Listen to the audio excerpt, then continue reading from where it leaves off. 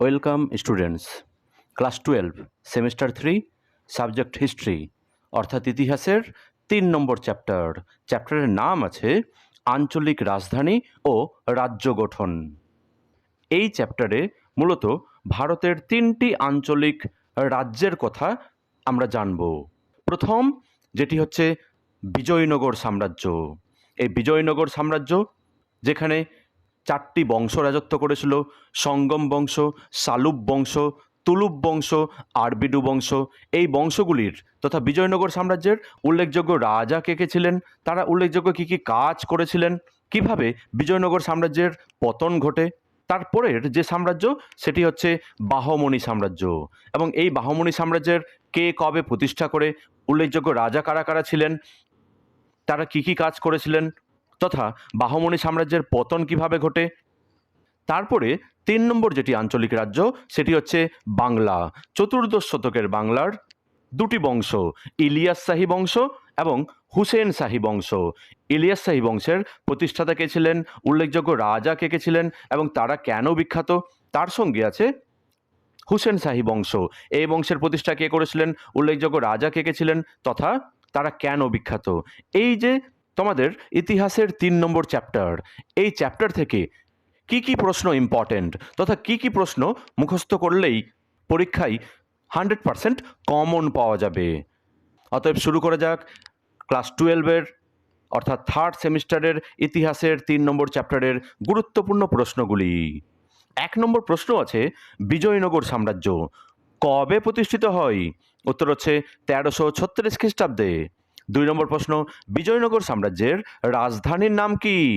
উত্তর হচ্ছে হাম্পি। 3 নম্বর প্রশ্ন, এ ফরগটেন এম্পায়ার গ্রন্থটির রচয়িতা কে ছিলেন? উত্তর হচ্ছে রবার্ট সিওয়েল। 4 নম্বর প্রশ্ন, কোন 2 ভাই স্বাধীন বিজয়নগর রাজ্য প্রতিষ্ঠা করেন? উত্তর হচ্ছে হরিহর ও বুক্কা। অর্থাৎ 1336 খ্রিস্টাব্দে হরিহর ও বুক্কা নামক 2জন ব্যক্তি তথা 2 ভাই এই স্বাধীন বিজয়নগর সাম্রাজ্য প্রতিষ্ঠা করেছিলেন। নেক্সট কোশ্চেন, কত খ্রিস্টাব্দে প্রথম দেবরায় বিজয়নগরের সিংহাসনে আরোহণ করেন? উত্তর হচ্ছে 1406 খ্রিস্টাব্দে। পরে প্রশ্ন, বিজয়নগর সাম্রাজ্যে সঙ্গম বংশের শ্রেষ্ঠ নৃপতি কে ছিলেন? উত্তর হচ্ছে দ্বিতীয় দেবরায়। পরে প্রশ্ন, সঙ্গম বংশের শেষ রাজা কে ছিলেন? উত্তর হচ্ছে দ্বিতীয় বিরূপাক্ষ। 8 নম্বর প্রশ্ন, বিজয়নগরের প্রচলিত ঐতিহ্যে রায়াস বা রাজারা কোন আখ্যায় ভূষিত হতেন? উত্তর হচ্ছে নরপতি বা জনগণের প্রভু। নেক্সট কোশ্চিন, কে বিজয়নগরে সালুব বংশের প্রতিষ্ঠা করেন? উত্তর হচ্ছে নরসীমা। পরে প্রশ্ন, বিজয়নগরের রাজবংশগুলির মধ্যে কৃষ্ণদেব রায় কোন বংশের সম্রাট ছিলেন? উত্তর হচ্ছে তুলুব বংশের।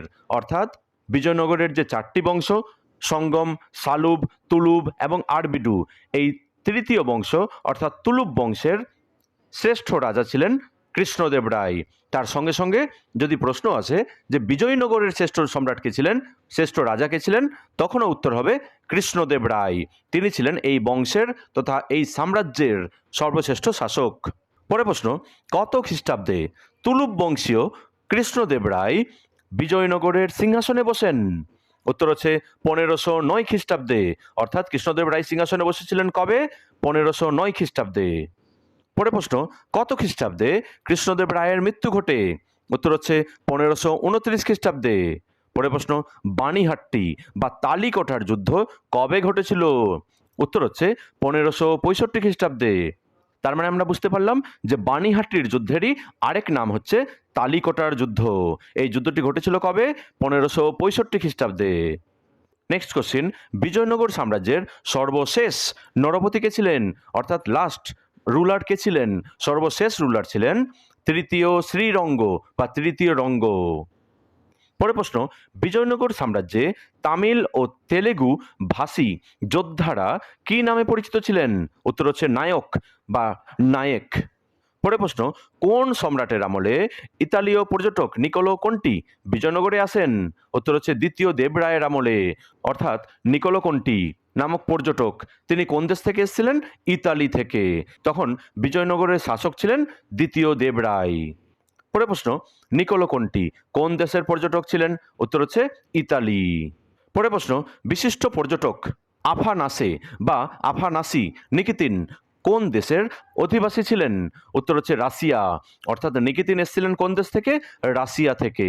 পরের প্রশ্ন, কতদিন ধরে বিজয়নগরে মহানবমী উৎসব পালিত হতো? উত্তর হচ্ছে 9 দিন ধরে। অর্থাৎ বিজয়নগরে মহানবমী উৎসব পালিত হতো 9 দিন ধরে। পরের প্রশ্ন, কোন শহরকে গোলমরিচ ব্যবসার গুরুত্বপূর্ণ কেন্দ্র রূপে পেপার কুইন বলে অভিহিত করা হতো? উত্তর হচ্ছে জারসঙ্গা বা গেরুসঙ্গা। তার মানে আমরা বুঝতে পারলাম গোলমরিচ ব্যবসার প্রধান কেন্দ্র পেপার কুইন বলা হচ্ছে জারসঙ্গা বা গেরুসঙ্গা নামক শহরটিকে। পরের প্রশ্ন, বিজয়নগর সাম্রাজ্যের স্বর্ণ মুদ্রা কি নামে পরিচিত ছিল? উত্তর হচ্ছে বোরাহো বা প্যাগোডা। তার মানে বিজয়নগরের স্বর্ণ মুদ্রা, সোনার যে মুদ্রা, সোনার যে পয়সা, সেটিকে বলা হতো বোরাহো বা প্যাগোডা। পরের প্রশ্ন, রাজা কৃষ্ণদেব রায় রচিত রাষ্ট্রতত্ত্ব বিষয়ক গ্রন্থটির নাম কি? অর্থাৎ কৃষ্ণদেব রায় যে রাষ্ট্রের উপরে গ্রন্থটি লিখেছিলেন তার নাম কি? উত্তর হচ্ছে আমুক্ত মাল্যদ। নেক্সট কোশ্চেন, আমুক্ত মাল্যদ গ্রন্থটির ভাষা কি? অর্থাৎ কোন ভাষায় রচিত হয়েছিল? উত্তর হচ্ছে তেলেগু ভাষায়। পরের প্রশ্ন, অন্ধ কবিতা পিতামহ নামে কে পরিচিত ছিলেন? উত্তর হচ্ছে অল্পশনি পেদ্দান। অর্থাৎ পেদ্দানকে বলা হতো অন্ধ কবিতার পিতামহ। নেক্সট কোশ্চেন, পারিজাত পোহরা নামু গ্রন্থটির রচয়িতা কে? উত্তর হচ্ছে নন্দী থিম্মান। নন্দী থিম্মান এই গ্রন্থটি রচনা করেন। পরের প্রশ্ন, বিখ্যাত বিট্টল স্বামী মন্দিরটি কার রাজত্বকালে নির্মিত হয়? উত্তর হচ্ছে কৃষ্ণদেব রায়ের আমলে। পরের প্রশ্ন, দিল্লির সুলতানি সাম্রাজ্যের অবক্ষয় পর্বে দক্ষিণ ভারতে যে স্বাধীন মুসলিম আঞ্চলিক রাজ্যের প্রতিষ্ঠা ঘটে তার নাম কি? উত্তর হচ্ছে বাহমনি। তার মানে আমরা বুঝতে পারলাম যে দক্ষিণ ভারতে সুলতানি সাম্রাজ্যের শেষের দিকে যে মুসলিম রাজ্যের উদ্ভব ঘটে তার নাম হচ্ছে বাহমনি। নেক্সট কোশ্চেন, দাক্ষিণাত্যের সদা আমিরগণ বা সাদা আমিরগণ কতগুলি গ্রামের দায়িত্বপ্রাপ্ত ছিলেন? উত্তর হচ্ছে 100টি গ্রামের। তার মানে 100টি গ্রামের দায়িত্বপ্রাপ্ত ব্যক্তিকে বলা হতো সাদাহ আমির বা সদা আমির। পরের প্রশ্ন, দক্ষিণ ভারতে শিখ বা জেলা প্রশাসন কাদের উপর ন্যস্ত ছিল? উত্তর হচ্ছে সদা আমিরদের উপর বা সাদা আমির যারা ছিল তারাই জেলা প্রশাসনের দেখাশোনার দায়িত্বে ছিলেন। পরের প্রশ্ন, দক্ষিণ ভারতে বাহমনি রাজ্য কে প্রতিষ্ঠা করেন? উত্তর হচ্ছে হাসান গাঙ্গু বা আলাউদ্দিন হাসান বাহমন শাহ। তিনি দক্ষিণ ভারতে বাহমনি রাজ্য প্রতিষ্ঠা করেন। পরের প্রশ্ন, কত খ্রিস্টাব্দে বাহমনি রাজ্য প্রতিষ্ঠিত হয়? উত্তর হচ্ছে 1347 খ্রিস্টাব্দে। পরের প্রশ্ন, আলাউদ্দিন হাসান বাহমন শাহ কোথায় তার রাজধানী প্রতিষ্ঠা করেন? উত্তর হচ্ছে গুলবর্গাই। তার মানে হাসান গাঙ্গু বা আলাউদ্দিন হাসান বাহমন শাহ তার রাজধানী প্রতিষ্ঠা করেছিলেন গুলবর্গাই। পরের প্রশ্ন, কোন মুসলিম শাসক প্রথম জিজিয়া কর তুলে দিয়েছিলেন বলে মনে করা হয়? উত্তর হচ্ছে আলাউদ্দিন হাসান বাহমন শাহ। তিনি জিজিয়া কর তুলে দিয়েছিলেন। অর্থাৎ অমুসলিমদের, হিন্দুদের দেশে বাস করতে গিয়ে যে ধর্মীয় কর দিতে হতো সেই জিজিয়া কর তুলে দিয়েছিলেন কে? আলাউদ্দিন হাসান বাহমন শাহ। নেক্সট কোশ্চেন, বাহমনি বংশের শ্রেষ্ঠ সুলতান কে ছিলেন? উত্তর হচ্ছে তাজউদ্দিন ফিরোজ শাহ। পরের প্রশ্ন, বাহমনি বংশের কোন সুলতান তার নৃশংসতা ও অকর্মণ্যতার জন্য জালিম নামে পরিচিত ছিলেন? উত্তর হচ্ছে হুমায়ুন শাহ। তার মানে হুমায়ুন শাহকে বলা হতো জালিম। নেক্সট কোশ্চেন, কার সুদক্ষ নেতৃত্বে বাহমনি রাজ্য উন্নতির চরম শিখরে আরোহণ করেছিল? উত্তর হচ্ছে মামুদ গাওয়ান। তার মানে মামুদ গাওয়ানের সময় বাহমনি সাম্রাজ্য উন্নতির চরম শিখরে পৌঁছায়। নেক্সট কোশ্চেন, মামুদ গাওয়ান কোন শাসকের মন্ত্রী ছিলেন? অর্থাৎ কার মন্ত্রী ছিলেন? উত্তর হচ্ছে তৃতীয় মোহাম্মদ শাহের। নেক্সট কোশ্চেন, বাহমনি রাজ্যের কোন সুলতান মামুদ গাওয়ানকে মালিক উত্তুজ্জার বা বণিক শ্রেষ্ঠ উপাধি প্রদান করেছিলেন? উত্তর হচ্ছে হুমায়ুন শাহ। পরের প্রশ্ন, বাহমনি রাজ্যে আগত একজন রুশ পর্যটক কে ছিলেন? উত্তর হচ্ছে নিকিতিন। অর্থাৎ বাহমনি সাম্রাজ্যে এসেছিলেন রুশ পর্যটক, তার নাম ছিল নিকিতিন। নেক্সট কোশ্চেন, কত খ্রিস্টাব্দে মামুদ গাওয়ান মৃত্যুবরণ করেন? উত্তর হচ্ছে 1481 খ্রিস্টাব্দে। পরের প্রশ্ন, বাহমনি রাজ্যের শেষ সুলতান কে ছিলেন? উত্তর হচ্ছে কলিমুল্লাহ শাহ। অর্থাৎ বাহমনি রাজ্যের শেষ সুলতান ছিলেন কলিমুল্লাহ শাহ। পরের প্রশ্ন, বাহমনি রাজ্য ভেঙে কতগুলি স্বাধীন আঞ্চলিক রাজ্য গড়ে উঠেছিল? উত্তর হচ্ছে 5টি রাজ্য। অর্থাৎ বাহমনি সাম্রাজ্যের ধ্বংসের পর সেখানে 5টি আঞ্চলিক রাজ্যের উত্থান ঘটে। পরের প্রশ্ন, কে বেরারে স্বাধীন ইমাদ শাহী বংশের শাসন প্রতিষ্ঠা করেন? উত্তর হচ্ছে ফতেউল্লাহ ইমাদ উল মুলক। তিনি স্বাধীন ইমাদ শাহী বংশের প্রতিষ্ঠা করেন। নেক্সট কোশ্চেন, কে বিজাপুরে স্বাধীন আদিল শাহী বংশের শাসনের সূচনা করেন? উত্তর হচ্ছে ইউসুফ আদিল শাহ। নেক্সট কোশ্চেন, আহমদনগরে নিজাম শাহী বংশের শাসন প্রতিষ্ঠা করেন কে? উত্তর হচ্ছে মালিক মোহাম্মদ নিজাম শাহ। নেক্সট কোশ্চেন, কে গোলকুন্ডায় স্বাধীন রাজ্য প্রতিষ্ঠা করেছিলেন? উত্তর হচ্ছে কুলি কুতুব উল মুলক। তার মানে আমরা বুঝতে পারলাম কুলি কুতুব উল মুলক গোলকুন্ডায় স্বাধীন রাজ্য প্রতিষ্ঠা করেন। মালিক মোহাম্মদ নিজাম শাহ আহমদনগরে নিজাম শাহী বংশ প্রতিষ্ঠা করেন। ইউসুফ আদিল শাহ বিজাপুরে আদিল শাহী বংশ প্রতিষ্ঠা করেন। এবং ফতেউল্লাহ ইমাদ উল মুলক তিনি বেরার নামক রাজ্যে ইমাদ শাহী বংশের প্রতিষ্ঠা করেন। এই রাজ্যগুলি সবই হচ্ছে বাহমনি সাম্রাজ্য ভেঙে যাওয়ার পর গড়ে ওঠা। নেক্সট কোশ্চিন, কোন মুঘল সম্রাট 1687 খ্রিস্টাব্দে গোলকুন্ডা দখল করে তা মোগল সাম্রাজ্যের অন্তর্গত করেছিলেন? উত্তর হচ্ছে আওরঙ্গজেব। মুঘল সম্রাট আওরঙ্গজেব তিনি গোলকুন্ডা দখল করেছিলেন এবং মুঘল সাম্রাজ্যের অন্তর্ভুক্ত করেছিলেন। নেক্সট কোশ্চিন, কে হায়দ্রাবাদ শহরটি প্রতিষ্ঠা করেন? উত্তর হচ্ছে মোহাম্মদ কুলি কুতুব শাহ। অর্থাৎ মোহাম্মদ কুলি কুতুব শাহ তিনি হায়দ্রাবাদ শহরটি প্রতিষ্ঠা করেন। পরে প্রশ্ন, চারমিনার, হায়দ্রাবাদের যে বিখ্যাত চারমিনার সেটি কে নির্মাণ করেছিলেন? উত্তর হচ্ছে মোহাম্মদ কুলি কুতুব শাহ। তিনি হায়দ্রাবাদের চারমিনার তৈরি করেন। নেক্সট কোশ্চিন, আমির উল উমরা কে ছিলেন বা কাকে বলা হতো? উত্তর হচ্ছে সৈন্যবাহিনীর অধিনায়ককে বলা হতো আমির উল উমরা। নেক্সট কোশ্চিন, বিচার ও দাতব্য বিভাগ ও ধর্মীয় বিষয়ের প্রধান কে ছিলেন? উত্তর হচ্ছে সদর ই জাহান। নেক্সট কোশ্চিন, বাহমনি রাজ্য কতদিন স্থায়ী হয়েছিল? উত্তর হচ্ছে 175 বছর। পরে প্রশ্ন, রিয়াজ উল ইনসা গ্রন্থের রচয়িতা কে? উত্তর হচ্ছে মামুদ গাওয়ান।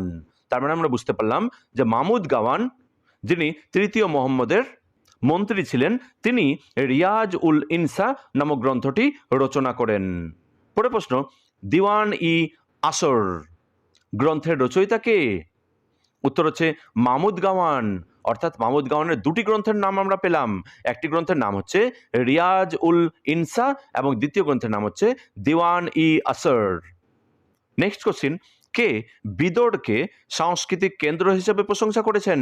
উত্তর হচ্ছে নিকিতিন। অর্থাৎ রুশ পর্যটক নিকিতিন যিনি বিজয়নগর বা বাহমনি সাম্রাজ্যে এসেছিলেন তিনি এই বিদোরকে সাংস্কৃতিক কেন্দ্র বা সংস্কৃতির একটি উল্লেখযোগ্য কেন্দ্র হিসেবে প্রশংসা করেছেন। নেক্সট কোশ্চিন, গুলবর্গা গুলবর্গা দুর্গের অভ্যন্তরের জামা মসজিদটি কে নির্মাণ করেন? উত্তর হচ্ছে প্রথম মোহাম্মদ শাহ। পরে প্রশ্ন, ফিরোজাবাদ ফিরোজাবাদ শহরটি কে নির্মাণ করেন? উত্তর হচ্ছে ফিরোজ শাহ। পরে প্রশ্ন, তখ্তমহল নামে মসনদ গৃহ এবং হাজার কুটুরির নির্মাতা কে ছিলেন? উত্তর হচ্ছে আহমদ শাহ। তিনি এই বিখ্যাত নির্মাণগুলি করেছিলেন। পরে প্রশ্ন, বখতিয়ার খলজি বাংলা আক্রমণ ও জয় করেন কবে?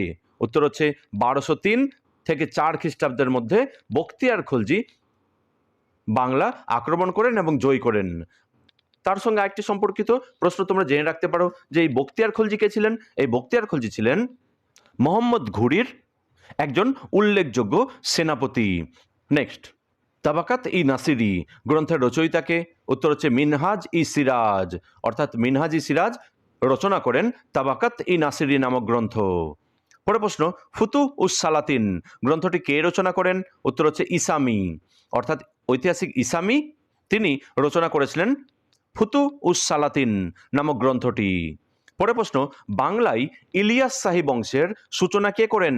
উত্তর হচ্ছে শামসুদ্দিন ইলিয়াস শাহ। পরে প্রশ্ন, বাংলার প্রথম স্বাধীন সুলতান কে ছিলেন? উত্তর হচ্ছে ইলিয়াস শাহ বা শামসুদ্দিন ইলিয়াস শাহ।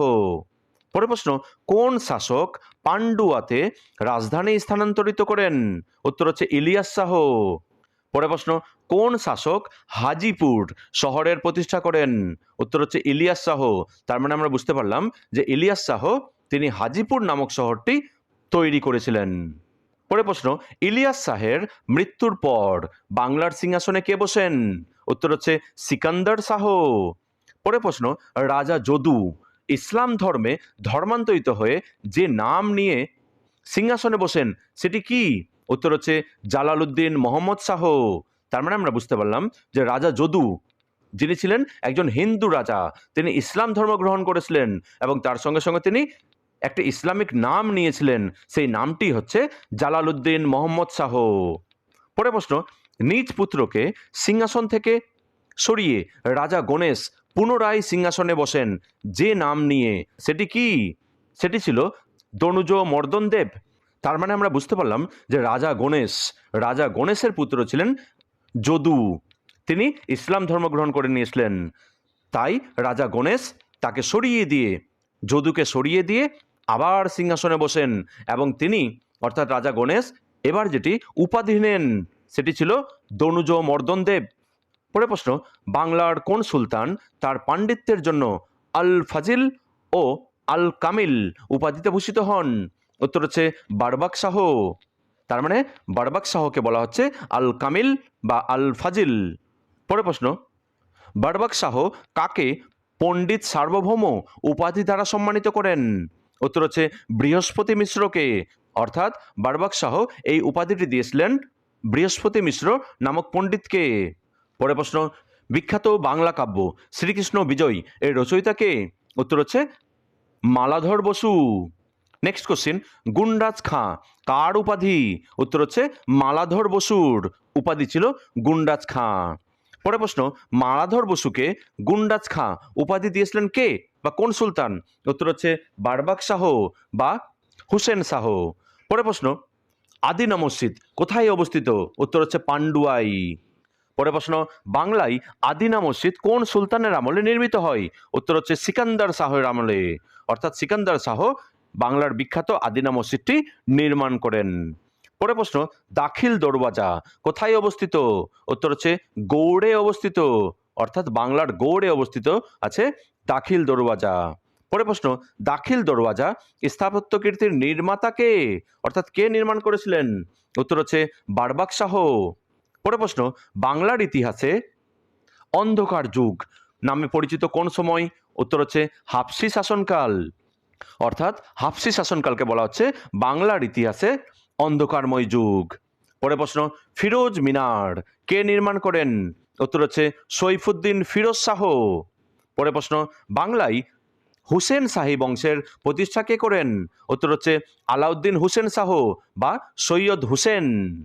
পরের প্রশ্ন, বাংলার রাজধানী গৌড় থেকে এক ডালাই সরিয়ে নিয়ে যান কে বা কোন সুলতান? উত্তর হচ্ছে আলাউদ্দিন হুসেন শাহ। পরের প্রশ্ন, কাকে বাংলার আকবর অভিধায় ভূষিত করা হয়? উত্তর হচ্ছে হুসেন শাহকে।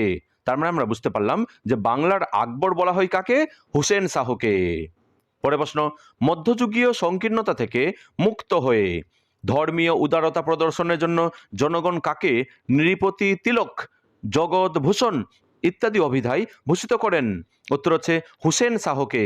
তার মানে আমরা বুঝতে পারলাম যে মধ্যযুগীয় যে সংকীর্ণতা সেখান থেকে বেরিয়ে তিনি জনগণের জন্য ভালো কাজ করেছিলেন, তাই জনগণ তাকে বিভিন্ন ভালো ভালো উপাধি দিয়েছিলেন। কাকে? হুসেন শাহকে। পরের প্রশ্ন, বাংলার শ্রেষ্ঠ সুলতান বলে কাকে অভিহিত করা হয়? উত্তর হচ্ছে হুসেন শাহকে। নেক্সট কোশ্চেন, মুসলমানদের সত্যপীর হিন্দুদের কাছে কি নামে পরিচিত? উত্তর হচ্ছে সত্যনারায়ণ রূপে। তার মানে মুসলমানদের কাছে যিনি সত্যপীর তিনি হিন্দুদের কাছে সত্যনারায়ণ নামে পরিচিত। পরের প্রশ্ন, হুসেন শাহের পৃষ্ঠপোষকতায় কে শ্রীমদ্ ভগবদ গীতা বাংলায় অনুবাদ করেন? উত্তর হচ্ছে মালাধর বসু। পরের প্রশ্ন, বিদগ্ধ মাধব ও ললিত মাধব কে রচনা করেন? উত্তর হচ্ছে রূপ গোস্বামী। পরের প্রশ্ন, চৈতন্য চরিতামৃত কার রচনা? উত্তর হচ্ছে কৃষ্ণদাস কবিরাজ এর রচনা। পরের প্রশ্ন, চৈতন্য মঙ্গল কে রচনা করেন? উত্তর হচ্ছে জয়ানন্দ। পরে প্রশ্ন, চৈতন্য ভাগবত কে রচনা করেন? উত্তর হচ্ছে বৃন্দাবন দাস। এই যে লাস্ট তিনটে প্রশ্ন, চৈতন্য চরিতামৃত, চৈতন্য মঙ্গল এবং চৈতন্য ভাগবত, তিনটে খুব ইম্পর্টেন্ট প্রশ্ন, একটু মনে রাখার চেষ্টা করবে। চৈতন্য চৈতামৃত রচনা করেন কৃষ্ণদাস কবিরাজ, চৈতন্য মঙ্গল রচনা করেন জয়ানন্দ এবং চৈতন্য ভাগবত রচনা করেন বৃন্দাবন দাস। নেক্সট কোশ্চিন, ছোট সোনা মসজিদ কে নির্মাণ করেন? উত্তর হচ্ছে হুসেন শাহ। নেক্সট কোশ্চিন, বড় সোনা মসজিদ কে নির্মাণ করেন? উত্তর হচ্ছে নসরত শাহ। পরে প্রশ্ন, গৌড়ের বিখ্যাত কদম রসুল মসজিদ এর সংস্কার কে করেন? উত্তর হচ্ছে নসরত শাহ। পরে প্রশ্ন, বিজয়নগর সাম্রাজ্য ড্যাশ নামে পরিচিত বা আরও একটি নামে পরিচিত ছিল, নামটি কি? উত্তর হচ্ছে সিটি অফ ভিক্টরি। অর্থাৎ সিটি অফ ভিক্টরি কাকে বলা হয়? বিজয়নগর সাম্রাজ্যকে। পরে প্রশ্ন, তালিকোটার যুদ্ধে কে নিহত হন? উত্তর হচ্ছে রাম রায়। রাম রায় নিহত হয়েছিলেন, মারা গিয়েছিলেন। পরে প্রশ্ন, বিজয়নগর রাজ্য কতগুলি ড্যাশে বিভক্ত ছিল বা কতগুলি ভাগে বিভক্ত ছিল? উত্তর হচ্ছে মণ্ডলম, মণ্ডলমে বিভক্ত ছিল। পরে প্রশ্ন, ফার্সি ভাষায় ব্রাহ্মণকে কি বলা হয়? উত্তর হচ্ছে বাহমন। পরে প্রশ্ন, বিজাপুরের কোন সুলতান জগৎগুরু উপাধি লাভ করেছিলেন? উত্তর হচ্ছে দ্বিতীয় ইব্রাহিম আদিল শাহ, তাকে বলা হচ্ছে জগৎগুরু। পরে প্রশ্ন, 1490 খ্রিস্টাব্দে স্বাধীন আহমদনগর রাজ্য প্রতিষ্ঠা করেন কে? উত্তর হচ্ছে মালিক মোহাম্মদ নিজাম শাহ। পরে প্রশ্ন, অর্থাৎ 100 নম্বর প্রশ্ন, রিয়াজ উস সালাতিন গ্রন্থের লেখক কে? উত্তর হচ্ছে গুলাম হোসেন সেলিম। অর্থাৎ গুলাম হোসেন তিনি রচনা করেন রিয়াজ উস সালাতিন নামক গ্রন্থটি। পরে প্রশ্ন, লটন মসজিদ ও চামকাটি মসজিদ কে নির্মাণ করেন? উত্তর হচ্ছে শামসুদ্দিন ইউসুফ শাহ। পরে প্রশ্ন, দাখিল দরওয়াজা আনুমানিক কত খ্রিস্টাব্দে নির্মিত হয়? উত্তর হচ্ছে 1465 খ্রিস্টাব্দে। পরে প্রশ্ন, বাংলায় হাফসি শাসনের প্রতিষ্ঠাতা কে? উত্তর হচ্ছে শাহজাদা। অর্থাৎ বাংলায় হাফসি শাসনের প্রতিষ্ঠা করেছিলেন শাহজাদা। লাস্ট অর্থাৎ 3 নম্বর চ্যাপ্টারের 104 নম্বর প্রশ্ন, একদম লাস্ট প্রশ্ন, ছোট সোনা মসজিদ ও বড় সোনা মসজিদ কোথায় অবস্থিত? উত্তর হচ্ছে বাংলার গৌড়ে অবস্থিত। তোমরা যদি বাংলার মালদায় আসবে, সেখানেই পেয়ে যাবে গৌড়, সেখানেই অবস্থিত আছে ছোট সোনা মসজিদ ও বড় সোনা মসজিদ। এই গেল তোমাদের থার্ড সেমিস্টারের ইতিহাসের 3 নম্বর চ্যাপ্টার এর কিছু গুরুত্বপূর্ণ প্রশ্ন। এই ভিডিওটি বারবার করে 2-3 বার দেখে নিলেই আশা করছি উত্তরগুলি অনেকটাই মুখস্থ হয়ে যাবে এবং পরীক্ষায় অপশান দেখেই একবারেই তোমরা চিনতে পারবে। Thank you for watching.